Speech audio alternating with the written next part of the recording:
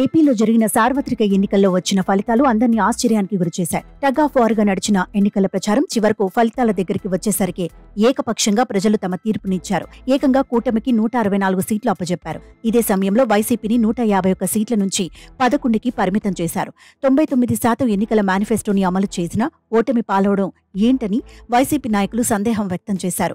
మాజీ సీఎం జగన్ కూడా అన్ని కుటుంబాలకు మంచి చేసిన ఆ అక్క చెల్లెమ్మ ఓట్లు, ఆప్యాయత, అనురాగాలు ఏమయ్యాయో తెలియదని చెప్పారు. ఏదో జరిగింది కానీ ఆధారాలు లేవు అంటూ ప్రెస్ మీట్ పెట్టి మరీ చెప్పారు. దీనివల్ల బీజేపీ నేతృత్వంలోని ఎన్డీఏ కూటమికి 79 స్థానాల్లో లబ్ధి కలిగింది అని తెలిపింది. ఇందులో ఒడిశాలో 18, మహారాష్ట్రలో 10, పశ్చిమ బెంగాల్లో 10 స్థానాలు, ఏపీలో 7 ఎంపీ సీట్లు ఉన్నాయని తెలిపింది. ఓట్ల పరంగా చూసుకుంటే ఒడిశాలో 42 లక్షలు, మహారాష్ట్రలో 52.6, బెంగాల్లో 36, ఏపీలో 49, కర్ణాటకలో 22, తెలంగాణలో 14, రాజస్థాన్లో 22.5, బీహార్లో 11.6 లక్షల ఓట్లతో పాటు ఇంకా పలు రాష్ట్రాల్లో ముందు చెప్పిన దానికంటే లెక్కలు ఎక్కువగా ఉన్నాయి. ఏపీలో పోలిన ఓట్ల కంటే 12% ఓట్లు అధికంగా కౌంట్ చేశారని, దాని కారణంగానే తమ పార్టీ ఓడిపోయిందని వైసీపీ ఆరోపిస్తోంది.